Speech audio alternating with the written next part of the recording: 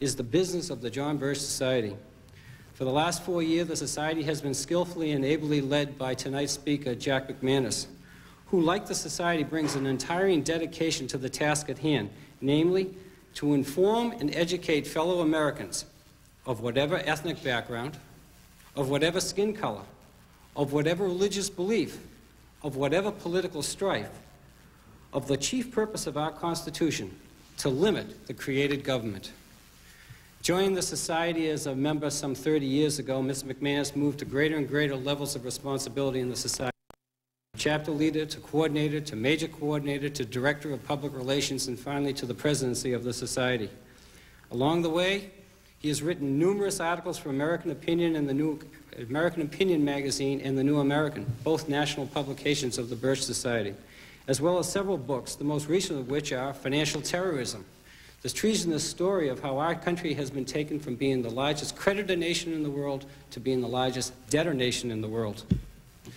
And also Changing Commands, the topic of tonight's discussion. Not only is Changing the Commands the discussion of tonight's discussion, it will also be the focus of a month-long book promotional tour east of the Mississippi, which Mr. McManus will begin in late March of 1995. Jack and countless other members of the Birch Society have labored long to restore our republic to greatness. And yes, it was a republic that the founders gave us, a form of government which demanded that the foremost postulate to guide the people's created servant, known as government, be one of strict adherence to a written standard. This is the definition of a republic, a government formed and maintained by written laws, not the whims of men. Despite the mantra-like chantings of Brokaw, Jennings, Rather, and Chung about our, quote, democracy, unquote, ours is a republic, not a democracy. So let us, the informed, be about the business of enforcing the purposeful limitations of the federal government's sphere of relevance to those, quote, few and specific, unquote, areas set forth in the Constitution, to borrow from James Madison. And let us be about the business of letting friends, neighbors, business associates, and colleagues know this too. For what purpose? So that the people, all of the people, will enjoy the greatest amount of freedom from government. Early on in his life, Mr. McManus recognized the honorable and worthy goals of the John Birch Society. These same honorable and worthy goals are also deserving of the attention and thoughtful investigation of every American who is puzzled at the direction our country has been taken. Never has the John Birch Society been the racist, anti-Semitic, anti-Catholic, fascist, Nazi-like extremist organization which those who champion big and bigger government have falsely accused the Society.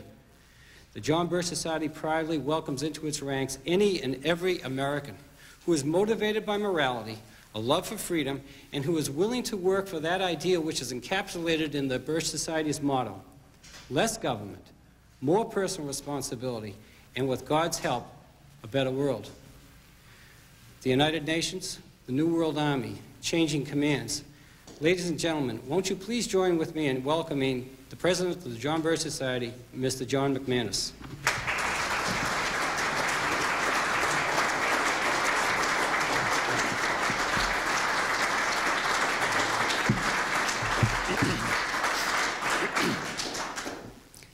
Thank you, Paul, Hal, Pastor Cersei, ladies and gentlemen. Delight to be here on a very mean night out there, I guess we could say. Our subject tonight is going to be the United Nations and the United States military. Now, as Paul Galvin has told you, there is a new book that I've written called Changing Commands, the subtitle, The Betrayal of America's Military. And what I have here is what you might call a prototype. The book itself is not available yet. It went to press early in March, will be available in late March of 1995. So we've kind of dummied one up there. Now, we always like to start off these programs with something to, I guess you could say, warm up the audience. And I want to tell you the story about the duck hunter. A fellow went out duck hunting, and he brought along one of his friends who had never been out duck hunting before. And they had a brand new dog, so they went out duck hunting. They brought the new dog, and all of a sudden, the ducks were flying over, and they got the shotguns out, and blam, and the duck came floating down into the pond. And the dog walked out on the water and grabbed the duck and walked back. Well, the friend was kind of startled. All of a sudden, more ducks came over, the same thing. They shot the duck came down, the dog walked out on the water, grabbed the duck, and walked back. And finally, the man said to his friend, he said, "Hey," he said, "did you notice anything different about my dog?" And the fellow said, "Yeah, he can't swim." I guess you could say he missed the point. And I think that's the case in America today. There are an awful lot of our fellow citizens who miss the point. So let's make a few points and see if we can't get some more people to understand some of the things that we think are important and that they should understand. Let's begin by defining our nation. Certainly Paul has done it. I like to do it as well. We go back to the foundation of the United States of America. We go right back to the beginning, and that, of course, is the Declaration of Independence. When our founding fathers had enough of oppression by the British, they broke away and they formed our nation with the Declaration of Independence. And there you'll find the philosophical base upon which the nation is built. Especially this little part here which says men are endowed by their Creator with certain unalienable rights. Now stop right there and realize that that doesn't happen in history. In fact, I don't know that it ever happened at the beginning of any nation before. They said there was a God and that our rights came from God, not from government. And then they went on in the very next breath to define what government is supposed to be. They said to secure these rights, governments are instituted. And so here you had, for one of the only times in the history of mankind, everything in its proper order. God was on top, individuals next with their rights that came from God, and then they formed governments for the purpose of securing their rights. Not to redistribute the wealth, not to take control of the people, not to dominate their lives and so forth, simply to safeguard their rights. That's Americanism. That's the philosophical base upon which our nation was built. Well, of course, the British didn't care for that. They decided that they wanted to hold on to the colonies, as they called this nation. And so there was a war, the war for independence. We won the war. We sent the British back across the ocean. We had fought the war under the Articles of Confederation, and even before that, the Continental Congress. And then in 1787, the founders got together in Philadelphia to revise the Articles of Confederation, but they came out with a whole new governmental system, a marvelous governmental system called the Constitution of the United States of America. And it's so marvelous, you can see how few pages it is. And that would mean that it could never have been written by government today. You can be certain of that. Whom does that limit? Does that limit you and me? No, it limits government, doesn't it? Strictly defined powers are given, checks and balances, division of powers, separation of powers, everything they could possibly think of to have government properly empowered, and then no more. And then they didn't even ram it down the throats of the people. They sent it back to the states for ratification. And one after another, the states did ratify the Constitution. And our nation's system of government began in 1789. Now, there were some men amongst the founders who were a little bit upset about the fact that it never did list any of these God-given rights. And so there was a pact made. And the pact was, we'll get the Constitution ratified, and then we'll add to it a statement of what we believe our rights to be. And so they did. Those were amazing days, I like to say. The politicians kept their promise. And the Bill of Rights was added. Now, there's the Bill of Rights, the first 10 amendments to the Constitution, which should be considered part of the original Constitution.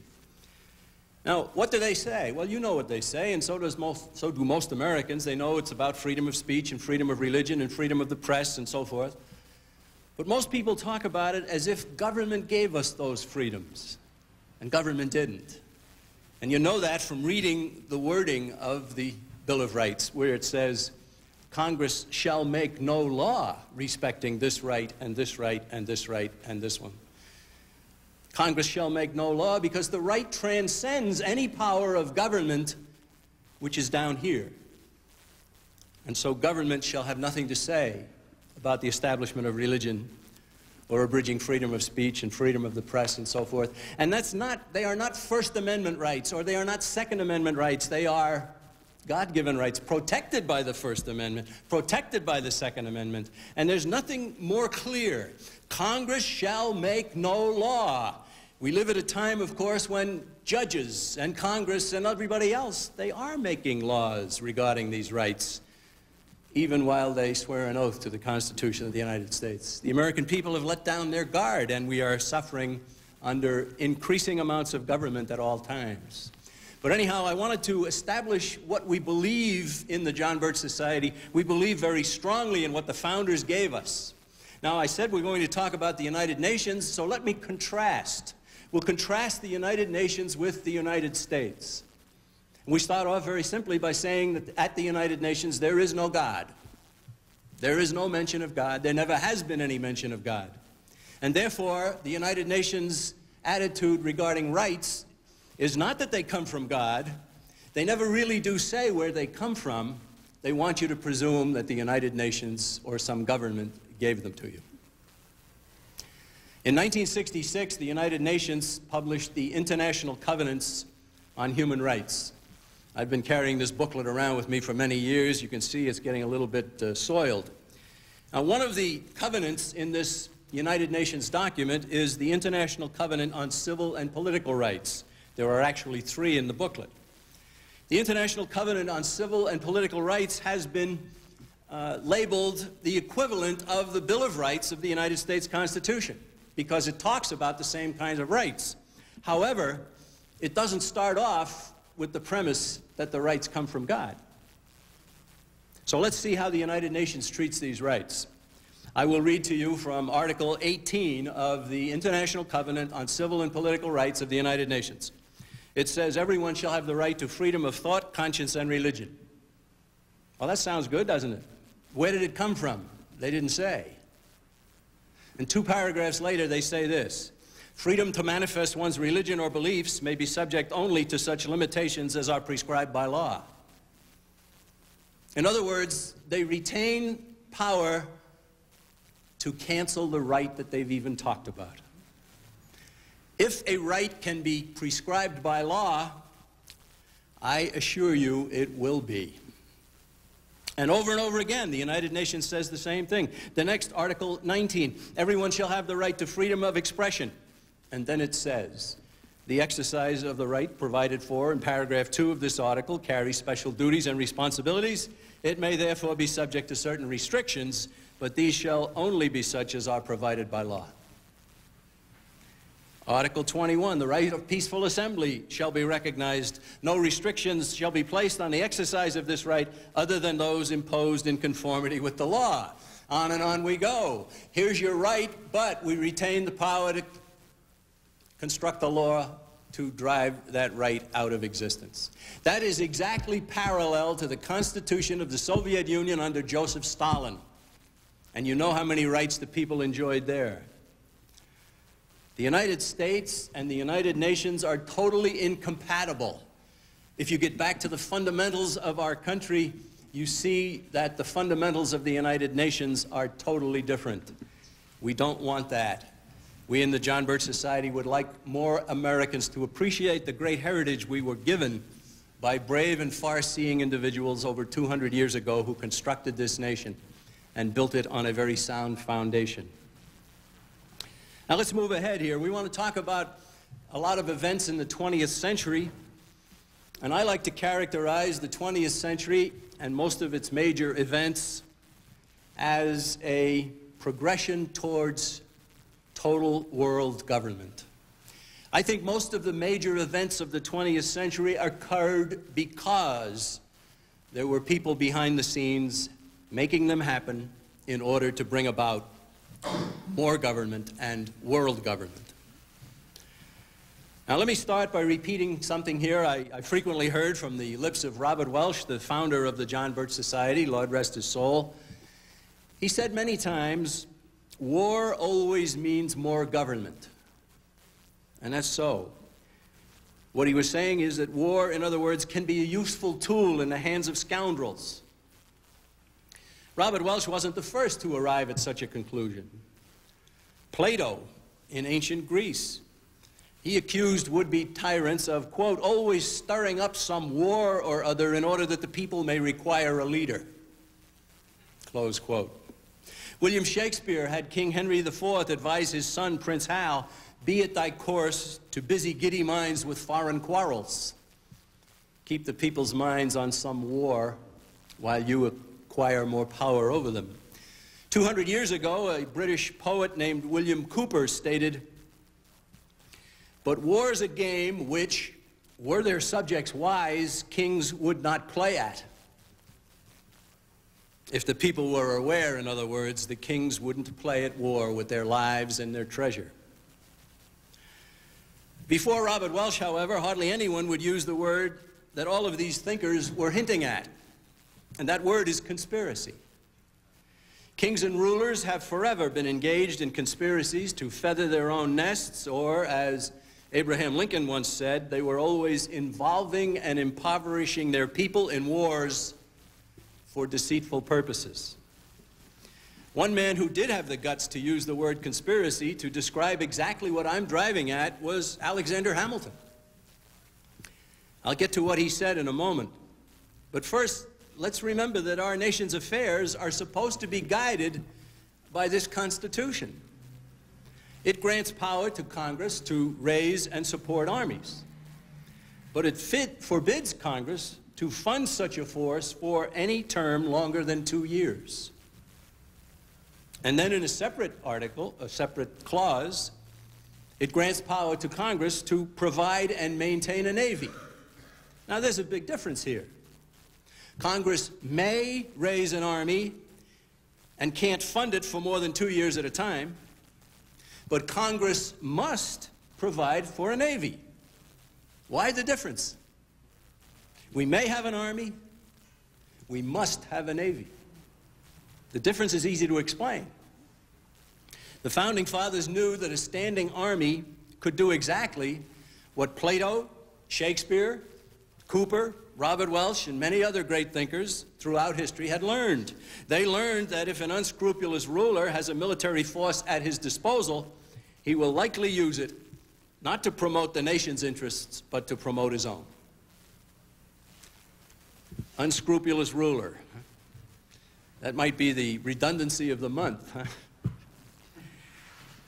Our nation's founders greatly feared the creation of a standing army, which is why they stipulated no funding for one for more than 2 years at a time.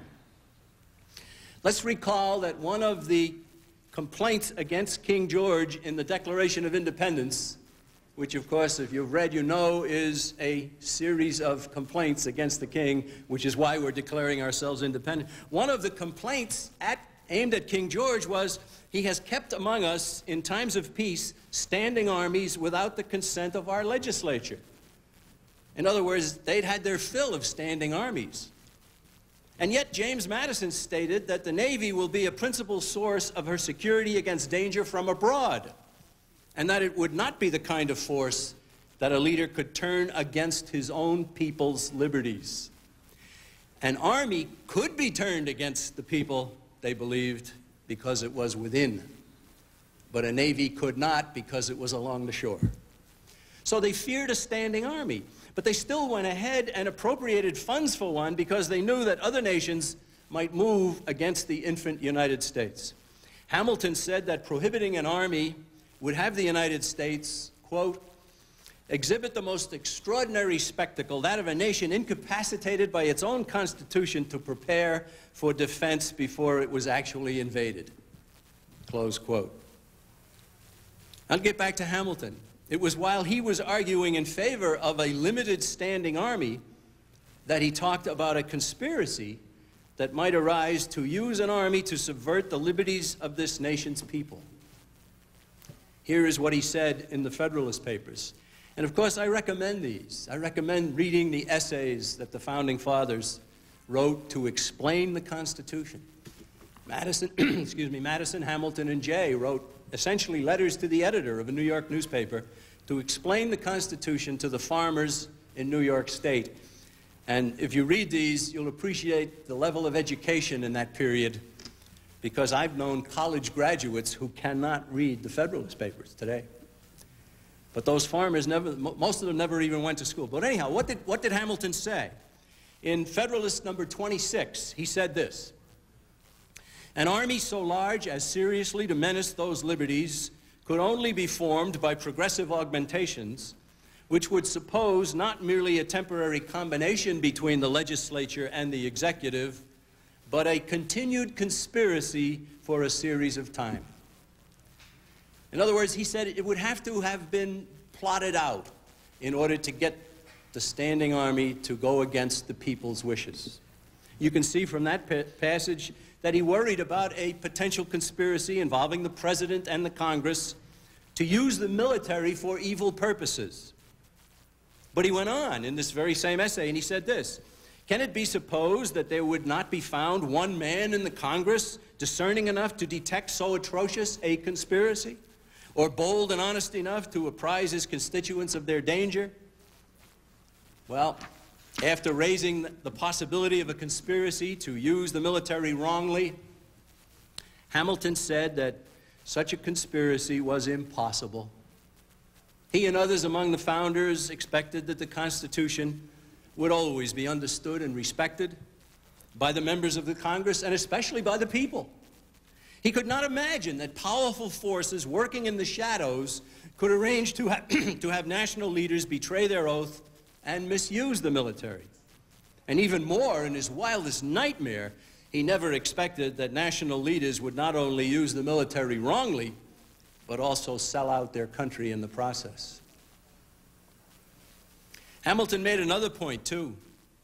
Another point that he made was that the assignment of the president as the commander-in-chief was an occasional assignment of responsibility, not a grant of power.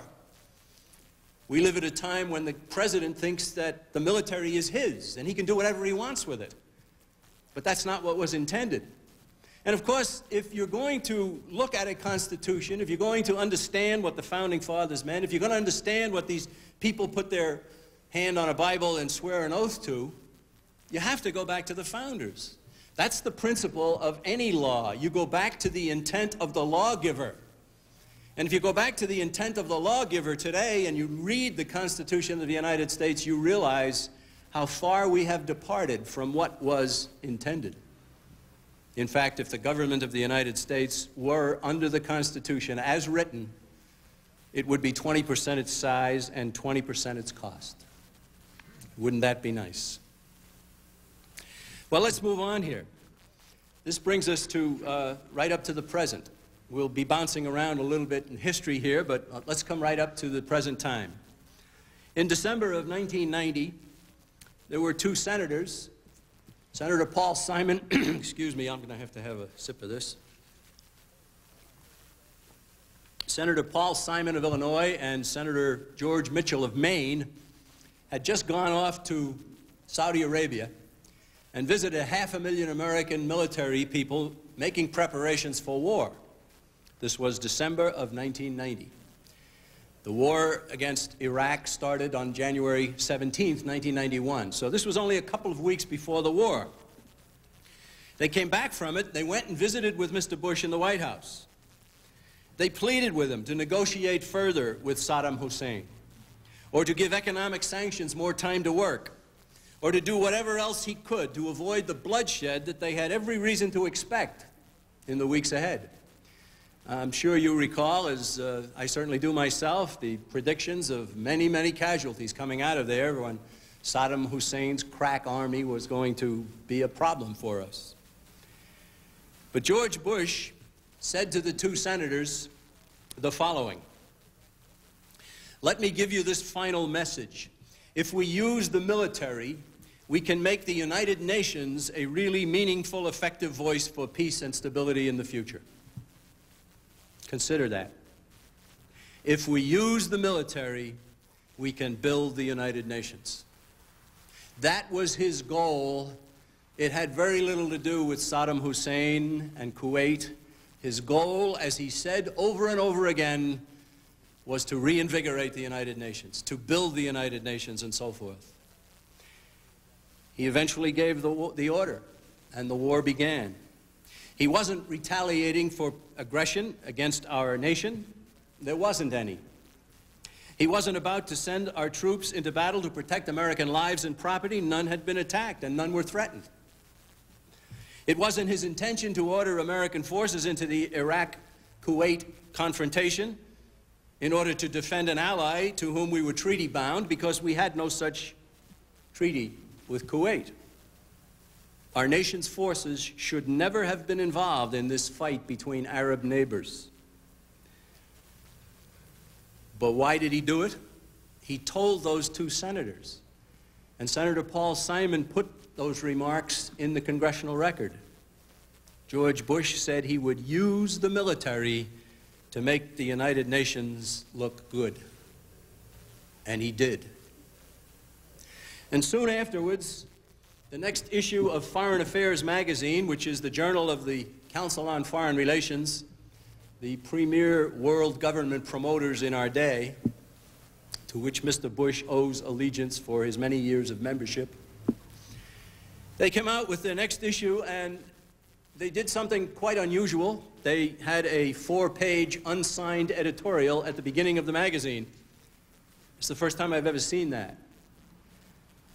And here's what it said. It said, "Never before in American history was there a period quite like it. For 48 days, the United States moved inexorably toward war, acting on authority granted by an international organization.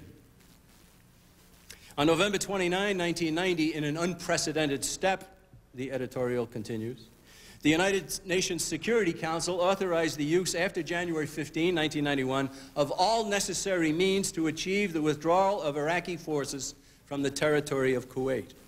On January 12th, the Congress of the United States authorized President Bush to use American armed forces to implement that resolution." That, too, was unprecedented, they said. And indeed it was. George Bush started a war. He even called it a war. He didn't call it a police action like Harry Truman did back in 1950. He called it a war. But what does the Constitution say about war? The Constitution is very clear. Congress has the power to declare war, not the president. And Congress let him get away with it. He did it in order to build the United Nations. How do we know that? He told us so, didn't he? If we use the military, we can build the United Nations. That's what he said. Well, what then happened?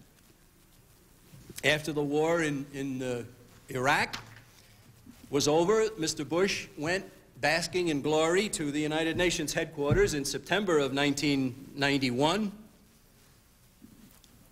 And excuse me, let me get back to something in the interim. In June of 1990, oh, my notes are mixed up here. Let me see here.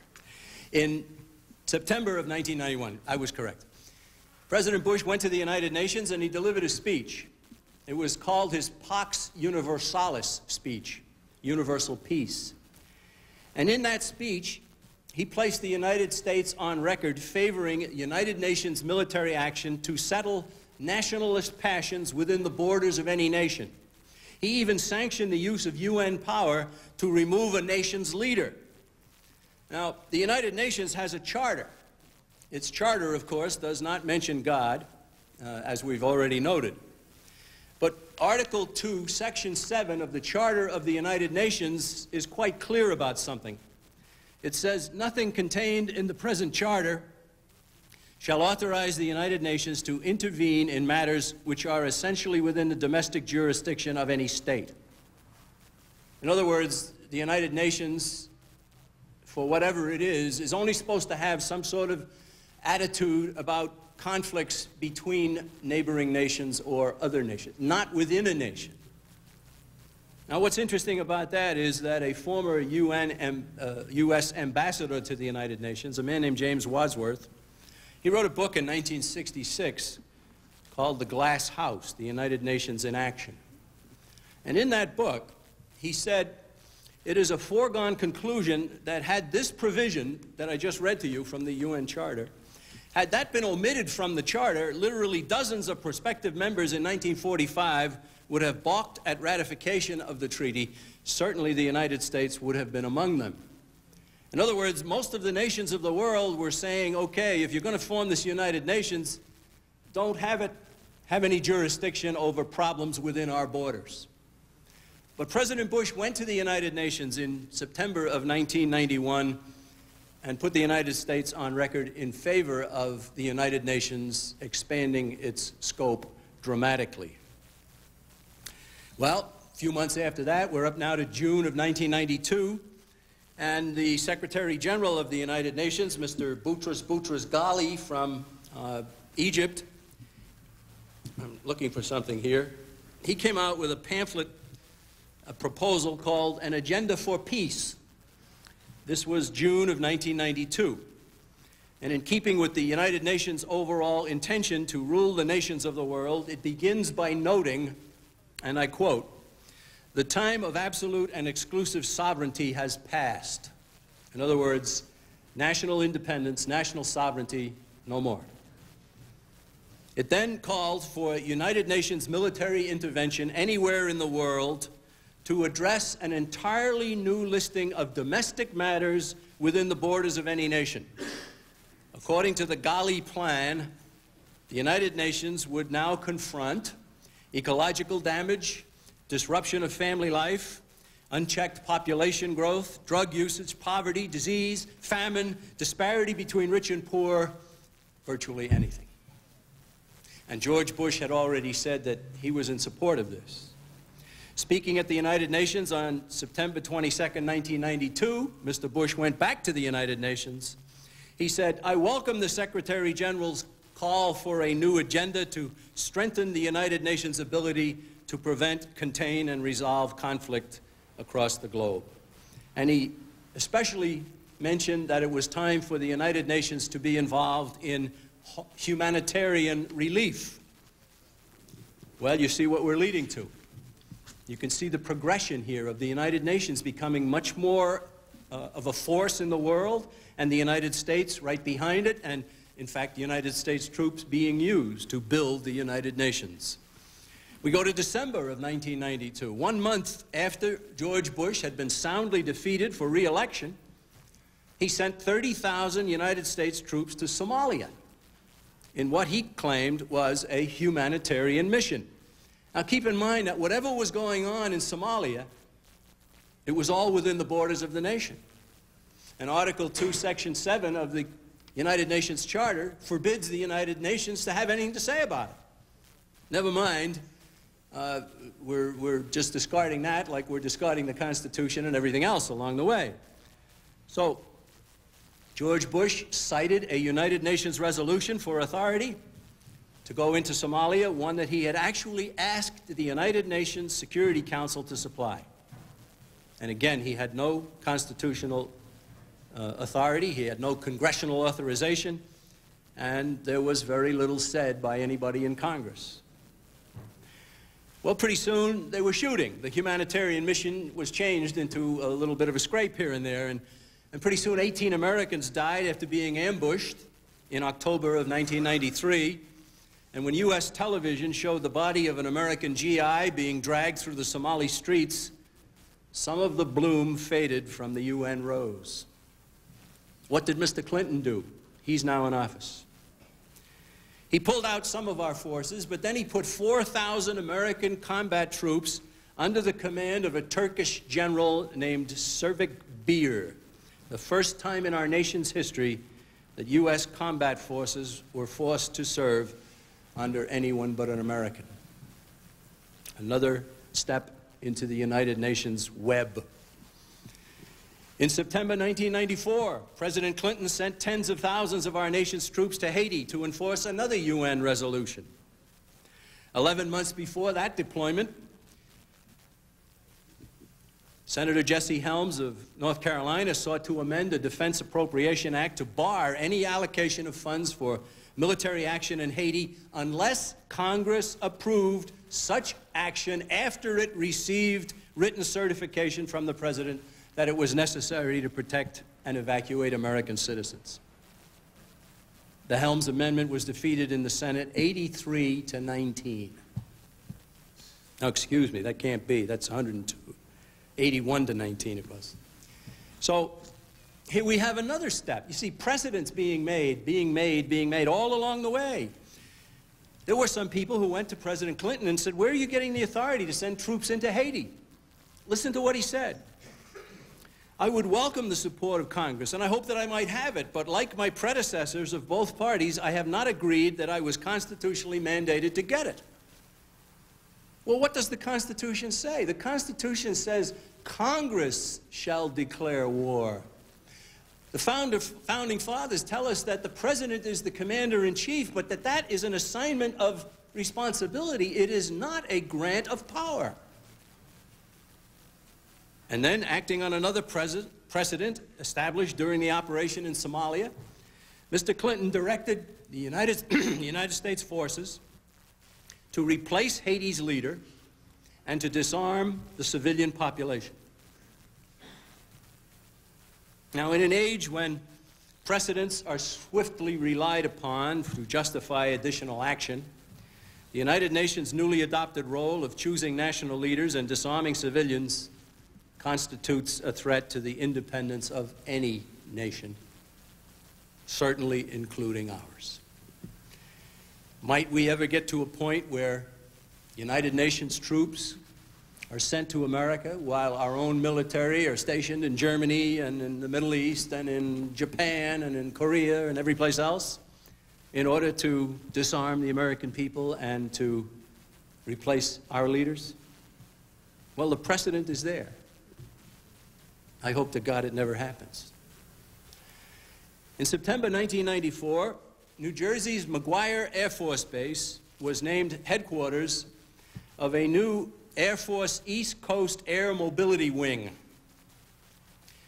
They are equipped with Starlifter cargo jets and extender refuelers, and the base will be responsible for projecting U.S. military power throughout Europe and the East. Travis Air Force Base in California, similar responsibilities, had earlier been designated as headquarters for the West Coast Air Mobility Wing, and the two bases will help to fulfill whatever UN-related missions a president assigns to our forces. Now, as Air Force Chief of Staff nominee, he was just a nominee at the time, he's now the Chief of Staff, Air Force General Ronald Fogelman, who happens to be a member of the Council on Foreign Relations, he visited the McGuire base at that particular time when it was being named the headquarters of this new air wing. And referring to his Air Force Command insignia, he stated, "I wake up some mornings and I look at this patch and I wonder whether it is the United States Command or the United Nations Command." And of course, it didn't bother him at all. He's perfectly willing to go along with all of that. He's been a member of the Council on Foreign Relations. He's imbued with their attitudes about world government and about the wonders of the United Nations and so forth. Well, ladies and gentlemen, as you can see, we are giving away our military. We are allowing the president to do what he wants with it, and they never do anything without the United Nations involvement.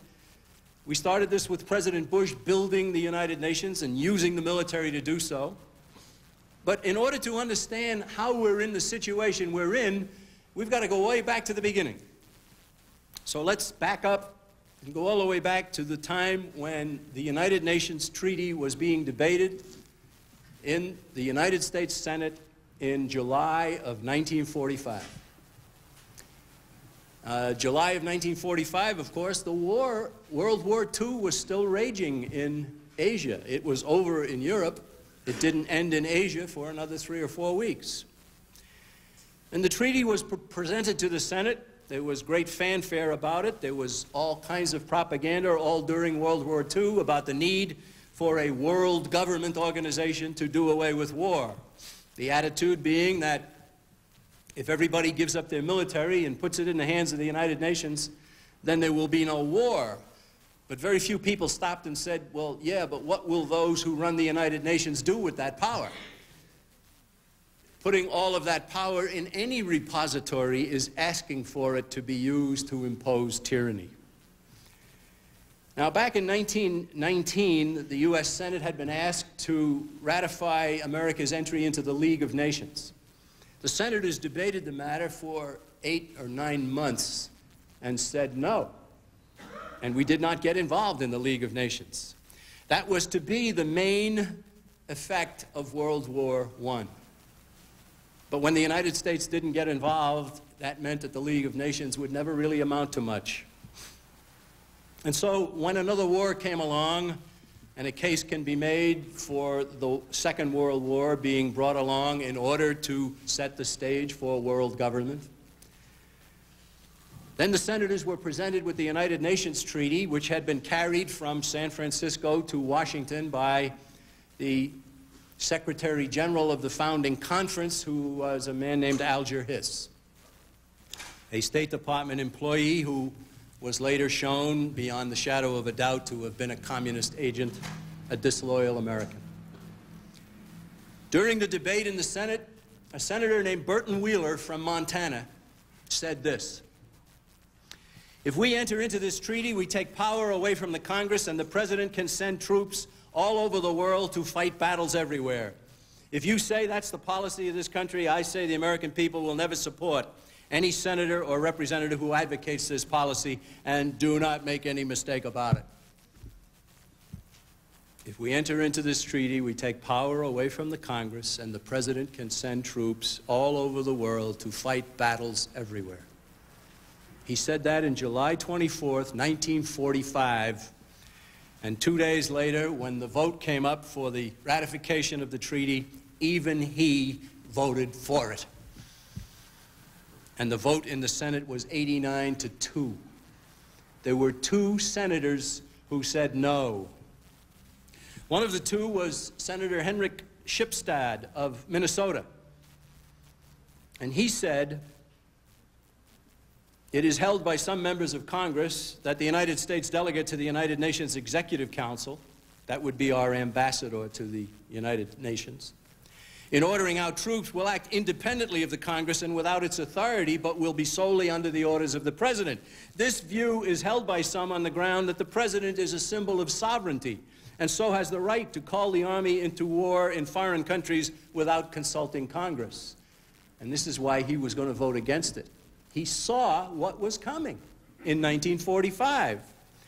He said the control of the war power as provided in the Constitution must remain in the Congress if the United States is going to remain a republic. So he and Senator Langer from North Dakota were the only 2 votes against. The treaty was ratified. Now, Senator Wheeler, who made such a profoundly sound statement, figured that later on down the road he'd get a chance to vote against a carte blanche permission of the President to do what he wanted with the military. And that came up in December of 1945, 5 months down the road, with a vote on what was called the United Nations Participation Act. Right from the start of the debate about this act, it became obvious that no interference with the plan to arm the President with power to commit troops to UN duty would be tolerated. There was Senator Wheeler, I mentioned him, from Montana, and Senator Raymond Willis of Indiana offered an amendment to this UN Participation Act. Their amendment specifically challenged the unconstitutional grab for power by the executive branch. Their proposal sought to require the President to obtain congressional authorization each time he wanted to make the United States Armed Forces available to the UN Security Council. The vote was defeated 65-9.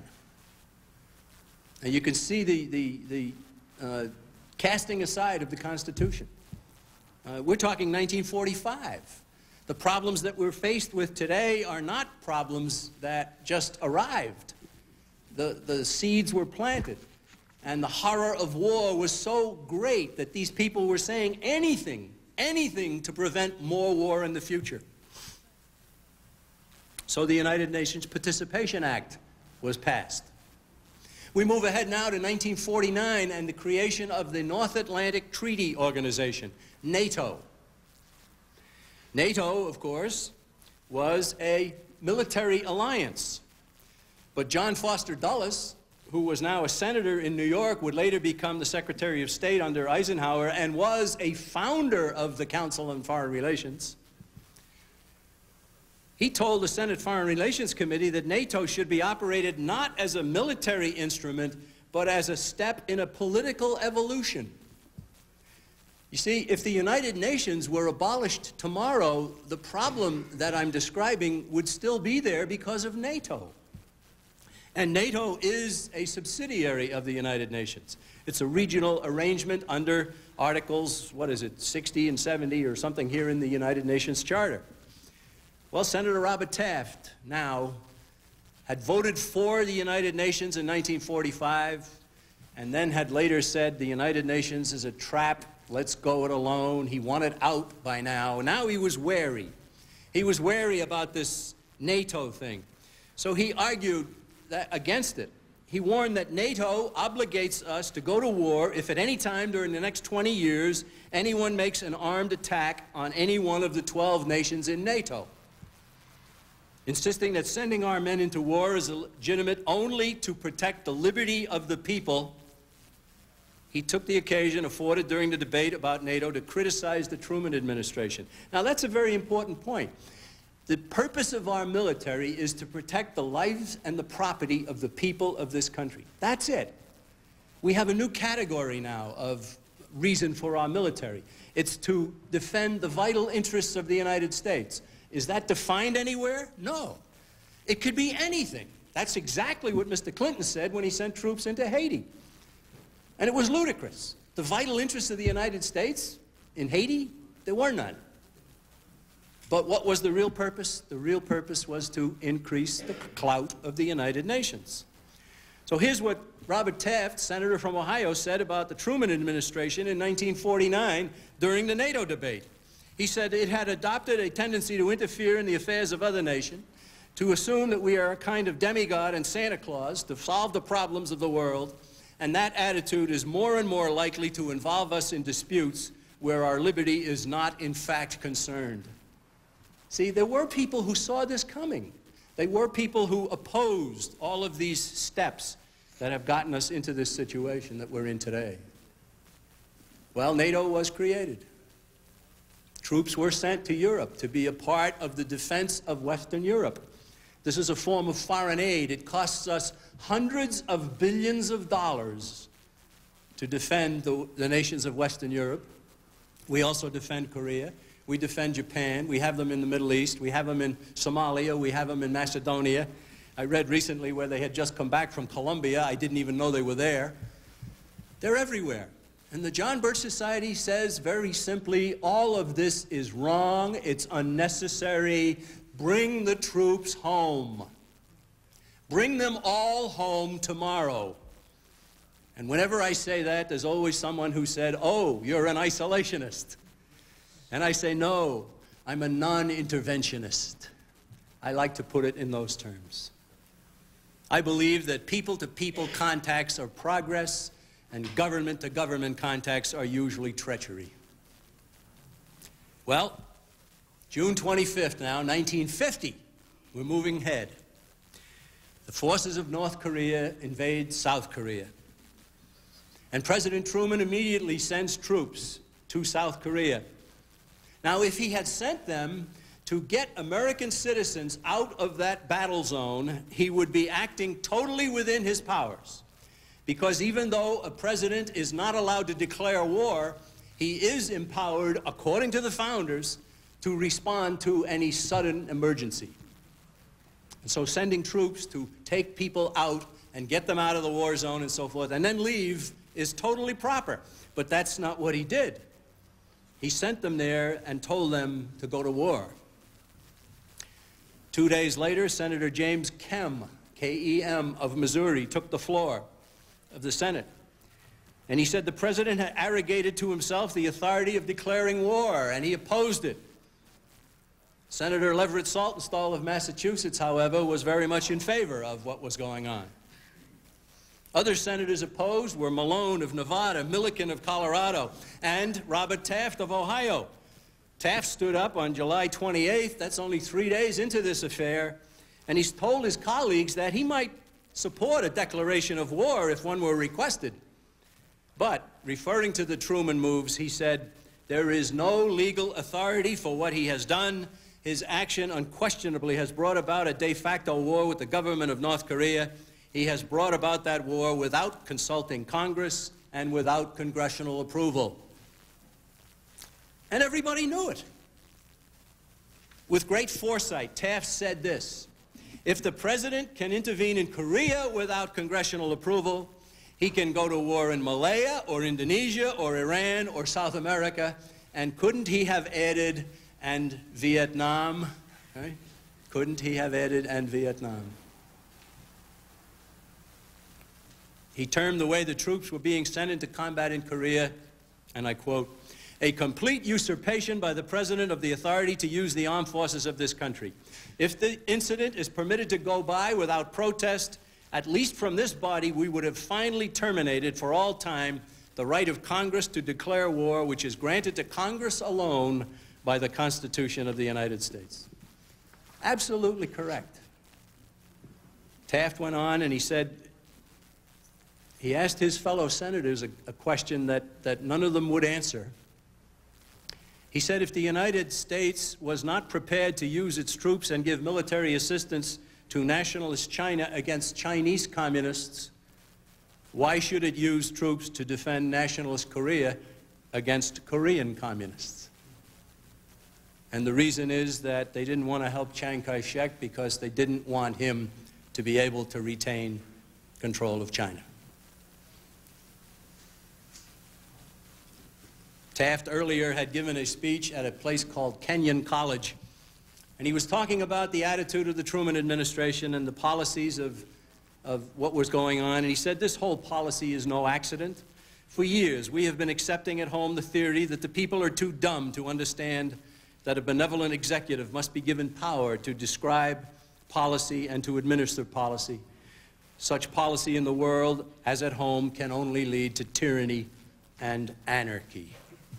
Yes. Well, in 1954, after the fighting was over in Korea, we lost 50,000 dead and I think 3 times that number wounded. The U.S. State Department of Defense release claimed that a Russian general named Vasilev had given the order in 1950 for the North Koreans to invade. Now, who was Vasilev? 6 months before the North Koreans invaded South Korea in June of 1950, Vasilev was at United Nations headquarters on the staff of the Soviet mission to the United Nations. He was replaced when he went to North Korea to build up the military and then eventually to give the order to march. He was replaced by another Soviet general named Ivan Skliarov. Everything the U.S. commanders were doing in Korea had to be sent to the United Nations. And how do you suppose that the North Koreans knew what our troops were about to do? Over and over and over again. In General Douglas MacArthur's marvelous book, Reminiscences, it's kind of like an autobiography, he quoted a Chinese general named Lin Piao. Now, let's remember that the North Koreans invaded the South, and MacArthur defeated them.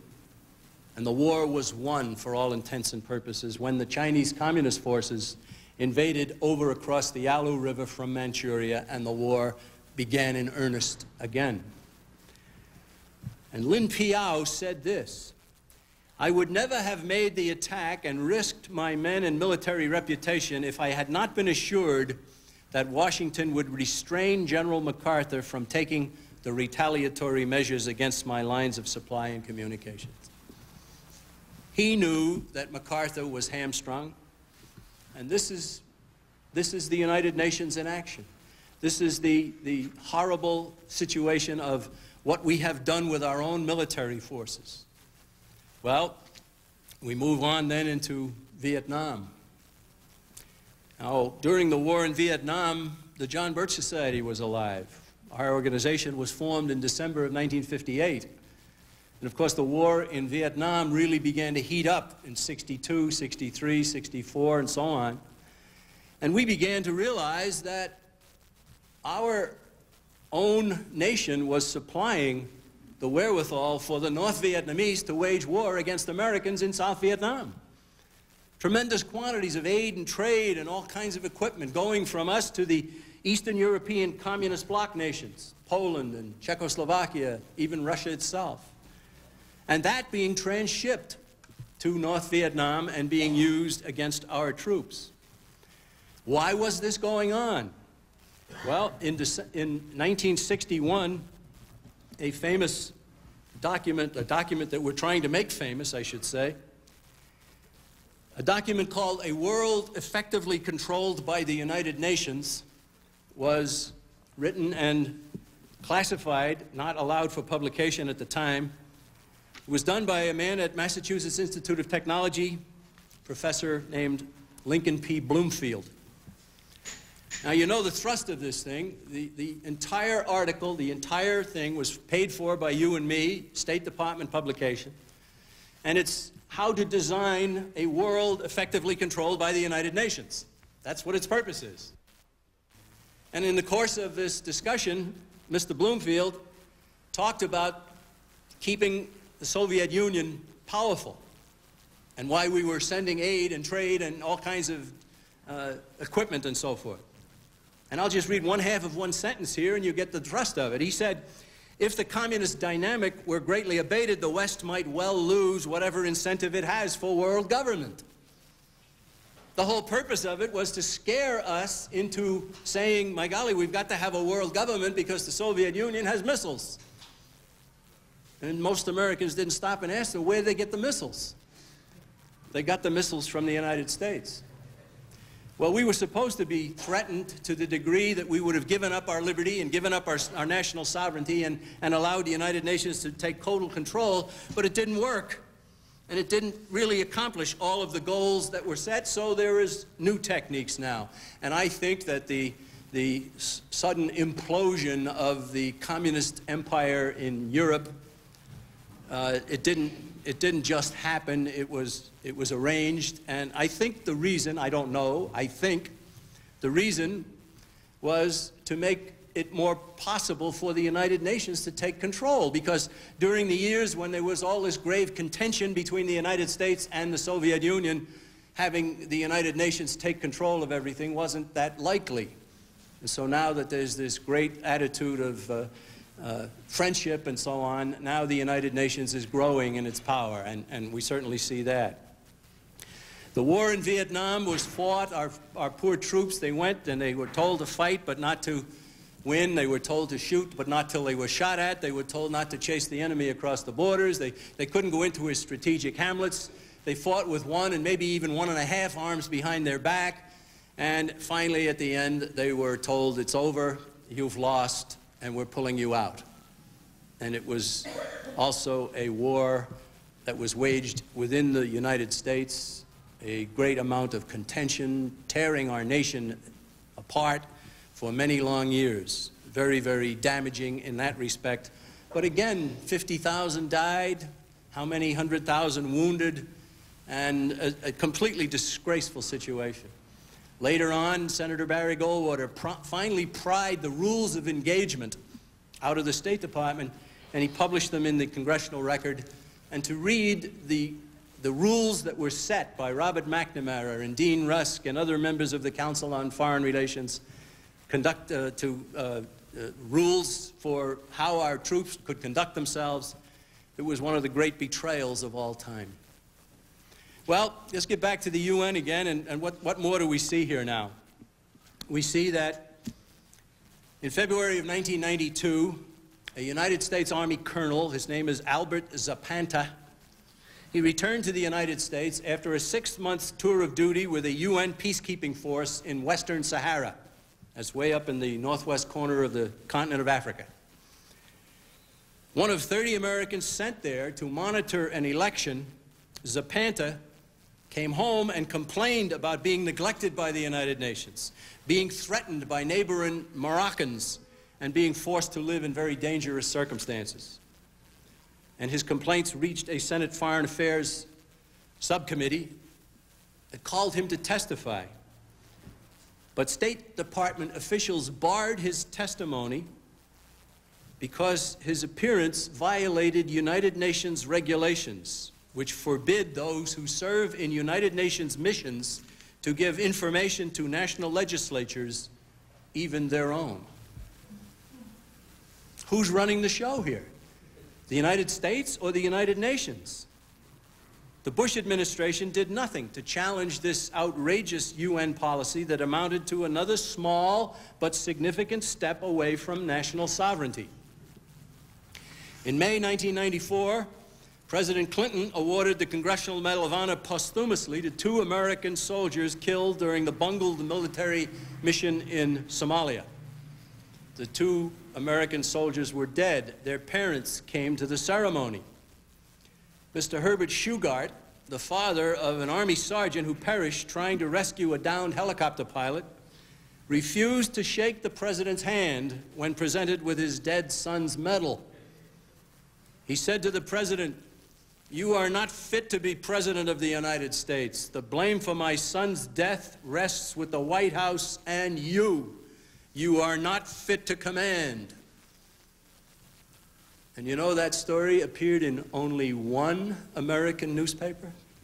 And that 1 American newspaper got the story from a British newspaper. President Gore happened to be in Africa during the time of the tragedy when an American plane shot down some American helicopters patrolling in Iraq. This was the friendly fire tragedy.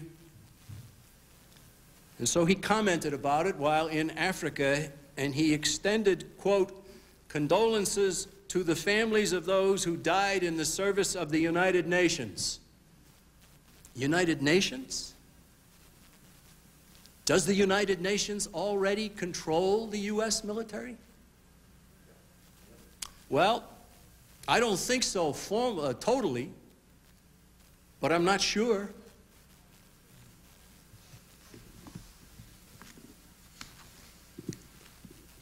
One of the tragedies of the Vietnam War was that we left so many men behind.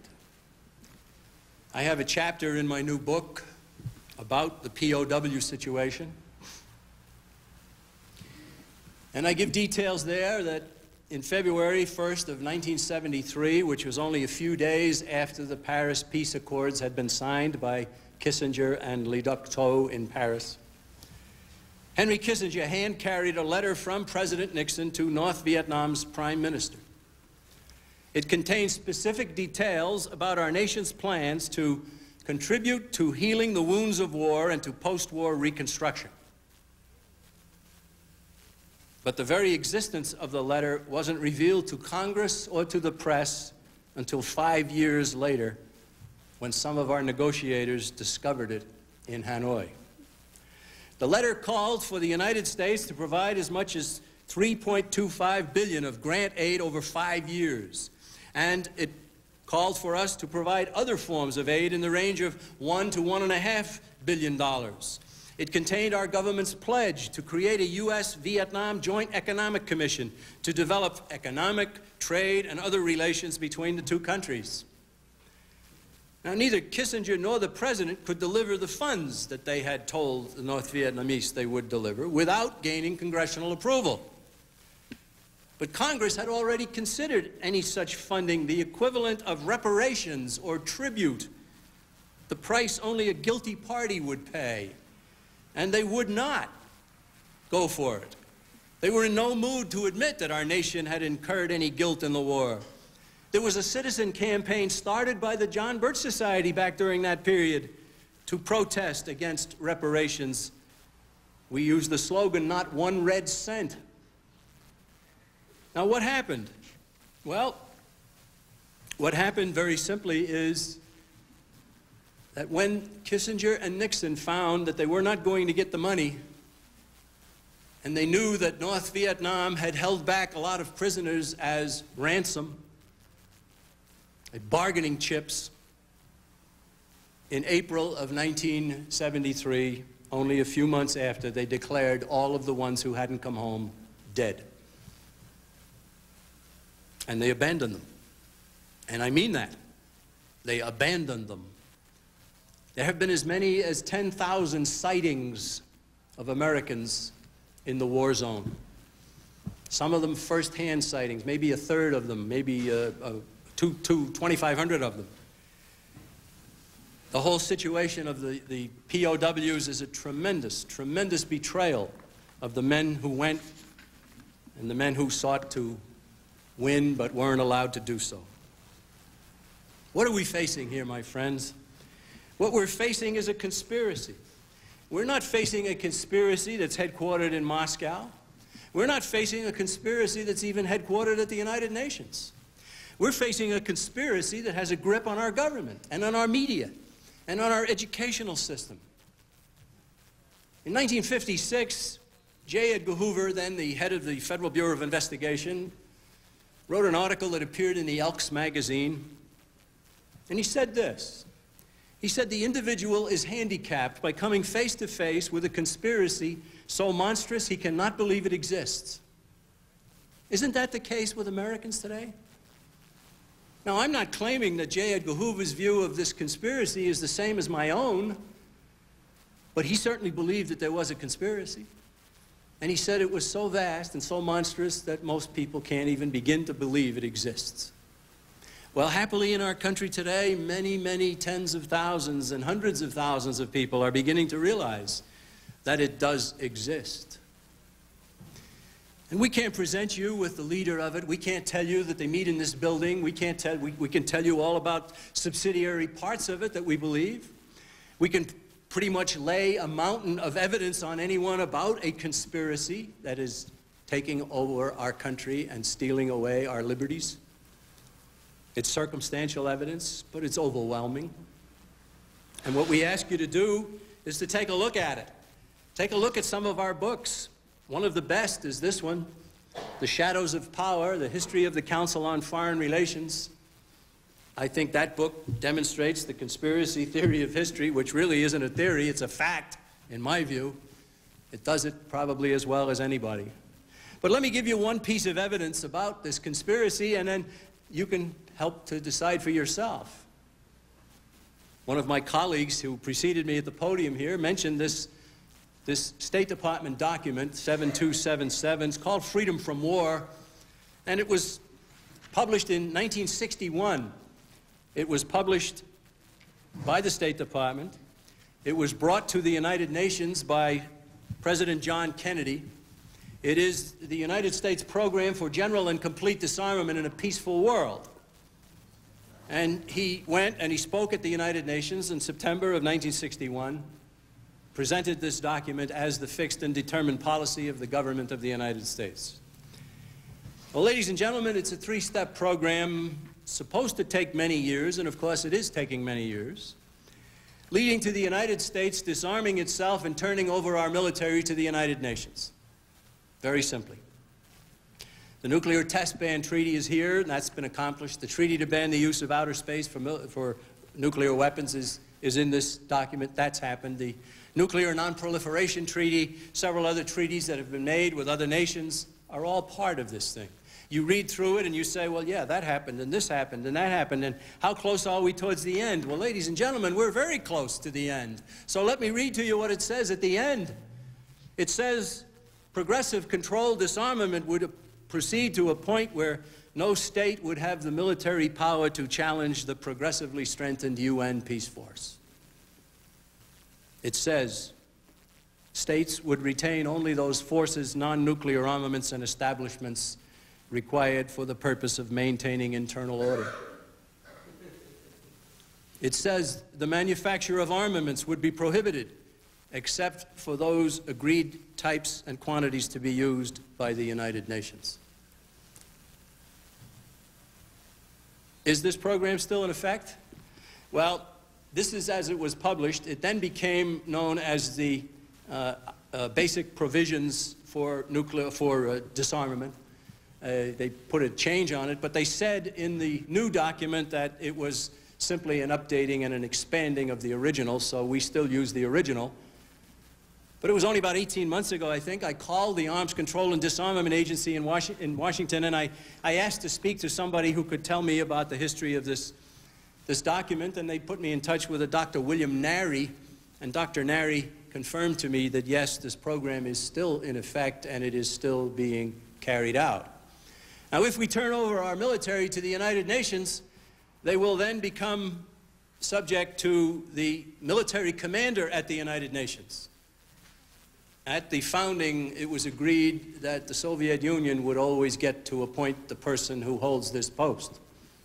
And so there have been 17 hold the post in the history of the United Nations, and they've all been communists.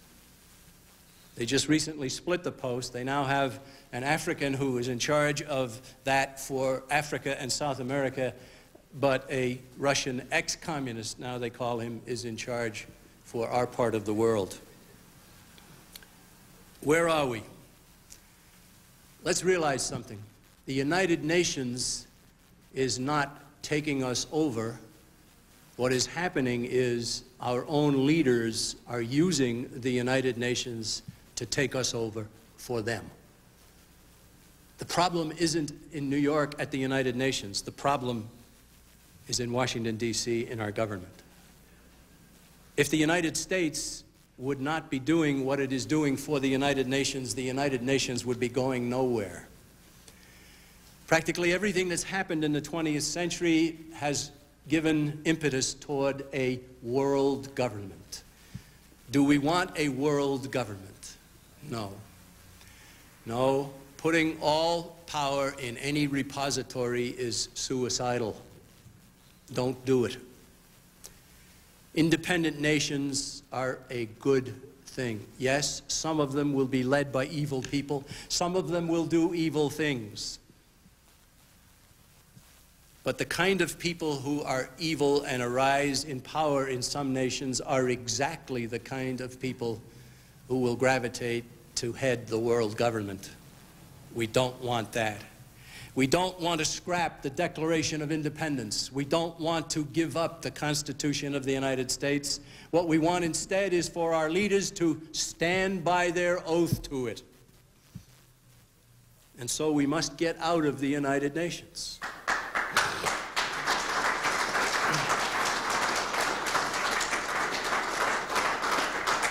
If the United States support for the UN can be removed, the organization will fade away and die, as did its predecessor, the League of Nations.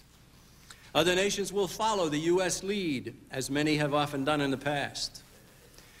Without U.S. military might under its control, the UN will never possess its all-powerful UN peace force. If our nation terminates the steady transfer of our armed forces to UN control and removes our military from all entangling UN-related commitments, the world organization will be stymied. It will not be able to use U.S. forces to compel the peoples of the world to submit to its will, and it will not be able to employ foreign troops to do likewise to Americans.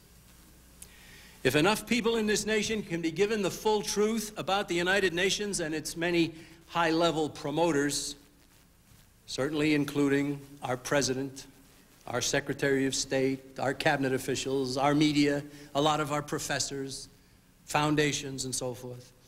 If enough people in this country can be given the full truth about the UN and these promoters, instead of the constant stream of pro-UN propaganda, the people of this nation will see to it that their representatives in Congress take action to get us out. George Washington once said that truth will ultimately prevail where there is pains taken to bring it to light. Pains must be taken by many more Americans if this nation is to remain free. Will you help? You folks who are before me, you folks who are hearing this on television, will you help? Daniel Webster has frequently been quoted as saying, "There is nothing so powerful as truth, and often nothing so strange." It may seem strange, but it is true that the peace organization is a war organization, that its vaunted claim to be a fountain of justice is in this mean and vindictive world is a hoax, and that its protestations of protecting human rights and enhancing human freedoms are demonstrable lies. It is also true that the greatest promoters of the UN world domination and the most important enemies of U.S. sovereignty serve in leadership posts of this nation. The UN could not survive for long without the support of top officials of the United States of America.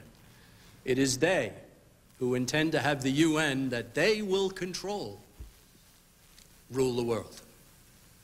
And they will countenance treason, lying, killing, and any foul means imaginable to accomplish their goal. We borrow the words of the Lord himself when we say to fellow Americans, "And you shall know the truth, and the truth shall make you free." What we have presented is truth. It must be disseminated widely and acted upon as if one's life depended on it, because it does, very simply and very directly. If enough truth reaches enough Americans, they will choose new leaders who will withdraw this nation from the UN, rebuild our armed forces, and ensure that our military serves nothing but this nation.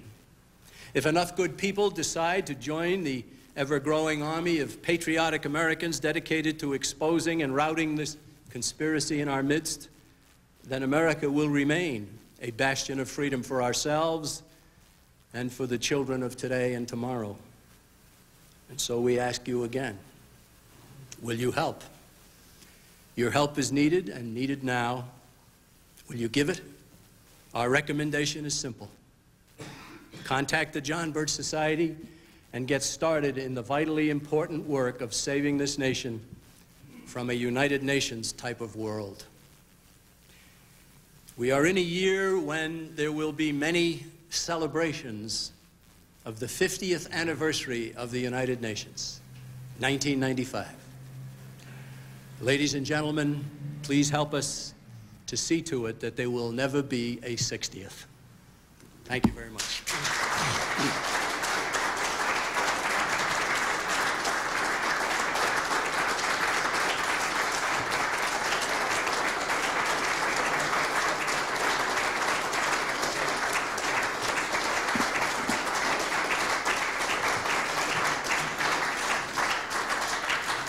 Mr. McManus will be up in a few seconds to take some questions, and we're going to do it Phil Donahue style with the boom, so please remain in your seats or remain in your area.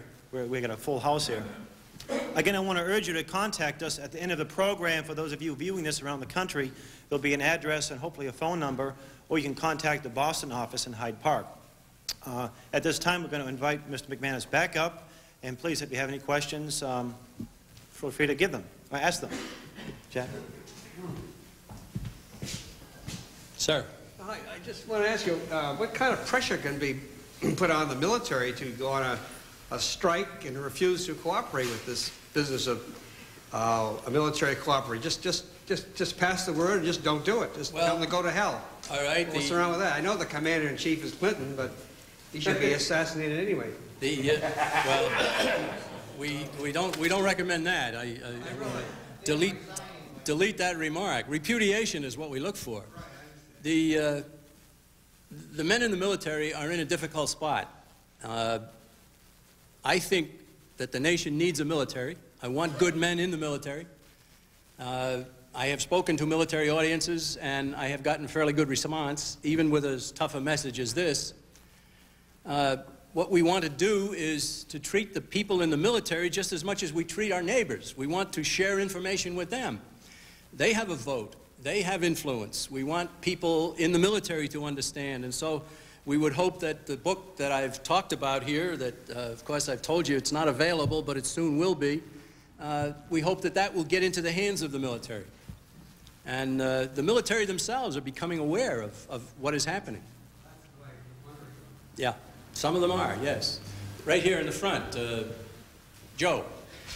Yeah, Jack, what is the definition given as given in the document there? Do you think of enough of a military force to maintain internal order? What do you mean by that? Well, I've analyzed that, and that's part of the book. What they're talking about there is the creation of a national police force, and that, of course, will also be under UN control. So you will maintain internal order with an internal police force under their control, and then you will maintain order in the world with the United Nations Peace Force that will impose the United Nations will. That's what they mean by it, because it's not a disarmament program as much as it is a weapons distribution program. See, they talk about disarmament, but they're not disarming themselves. They're disarming everybody else, and they want the United Nations to remain armed. So it's not a disarmament program, it's a distribution program. Yes, sir, right here. How you doing, Jack? Can I stand up or? Sure. Thank you. Well, I like your material. I happen to have your book in my bag, Financial Terrorism. And here's a little food for thought, and this really touched me. The pastor's wife was telling me that this country is a bastion of freedom. For ever since we were beginning as a nation, we attracted immigrants from all around the world, fleeing from tyranny, fleeing from oppression and religious It's still bigotry. happening. Yeah, you're right. And she basically said to me, sir, once this country goes, there will be no place for people to flee to because of our satellite technology. They can detect guns, they can detect bunkers, and she said to me, as a Christian, she says the only hope is salvation, to get saved. Well, okay, fine. I'm glad to have your point, but let me make a point. I can remember about 25 years ago getting friendly with a refugee from Cuba who had fled from Castro and come to the United States. And he'd gotten involved in the John Birch Society, and he was very active and very effective. And I remember one day remarking to him about how lucky I was to be an American. And he shot right back at me and he said, "What do you mean you're lucky? I had someplace to go. I was lucky. Where are you going to go?" And it's a very good point. The United States is still a wonderful place. Much of what we believe in is still here. And of course, the Constitution still stands, which is why there is so many people talking today about let's have a constitutional convention to get rid of it. We certainly don't want that. So we can hold their feet to the fire. We can say to them, you've taken an oath to that. You either stand by the oath or we'll get somebody else. And that's the way we mean to change the situation here. We don't want force of arms ourselves. We have no intention of doing that. Sir, a question? I'd like to ask you a question in reference to these base closings. Yes. Is this all part of the... Disarmament, yes. It's part of the disarmament plan? Yes. Also. I was on a radio show recently, and a fellow called up, and he said, what do you think about these base closings? I said, well, they're closing the wrong bases. They ought to close the ones in Germany and Japan and Korea and so forth and bring the troops home.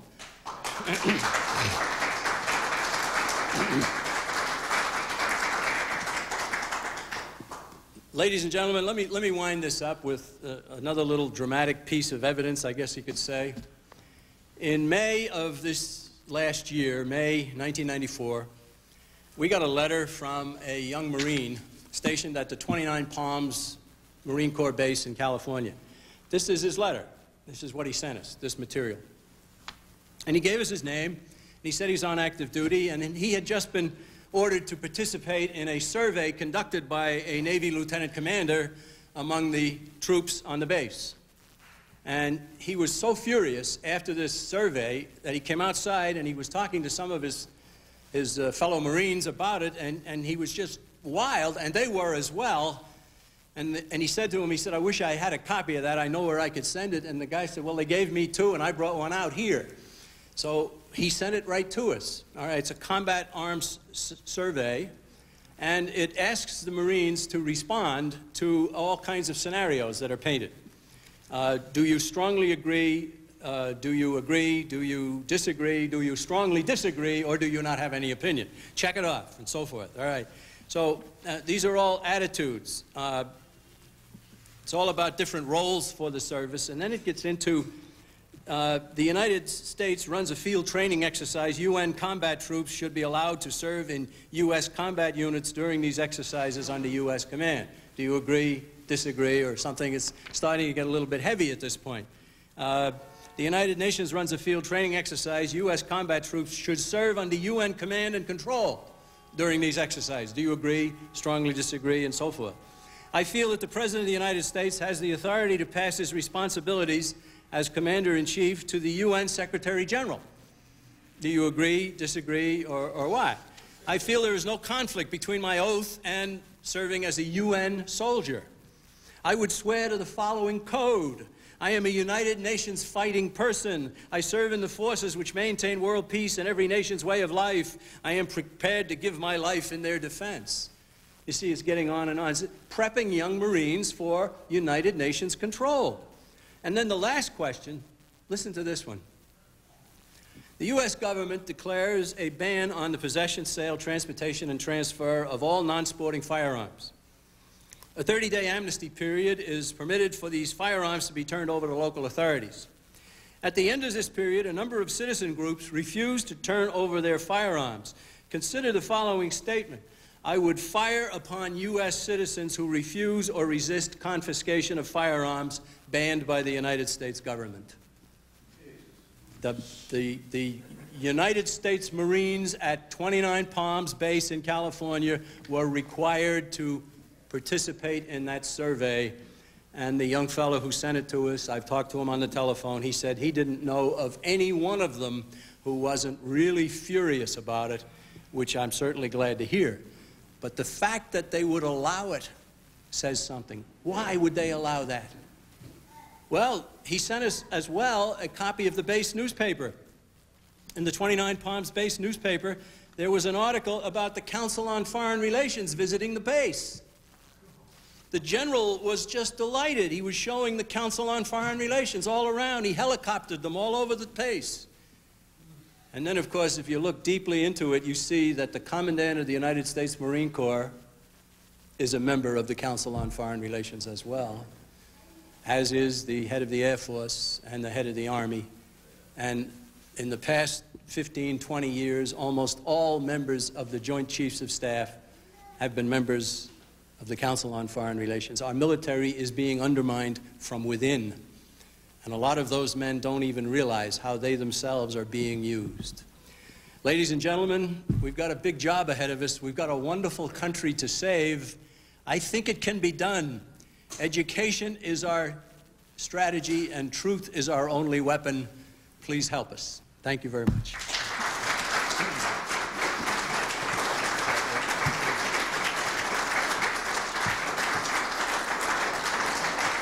Ladies and gentlemen, the John Birch Society was named after a Baptist missionary who was murdered in Red China. And to close our evening, I'm going to invite Pastor Mark Gerard, a local pastor who was a missionary to Red China.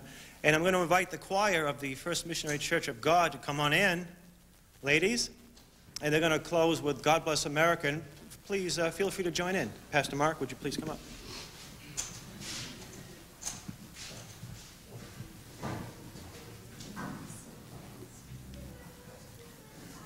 Let's all pray. You join in with us if you would like.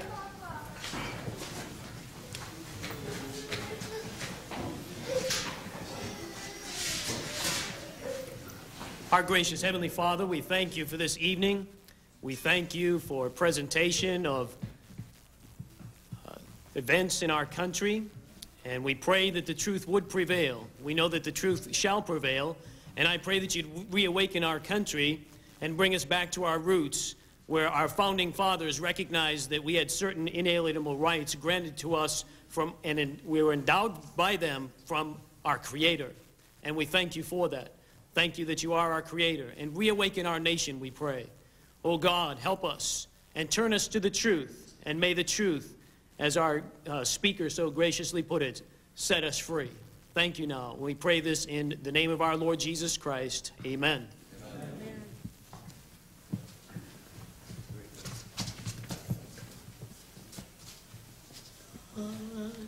Bless America.